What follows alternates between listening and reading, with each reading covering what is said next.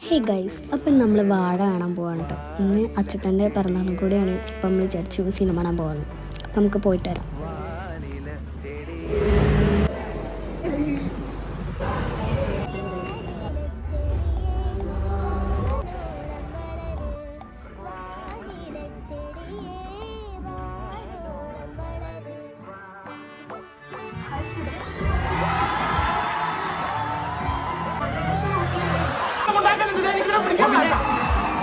ആദ്യം നമ്മൾ ഏത് സിനിമ കണ്ടേ?